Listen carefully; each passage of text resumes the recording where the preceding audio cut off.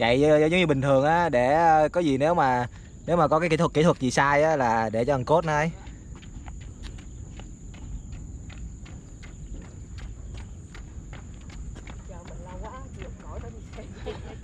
Không phải đi support, đi xe máy không á.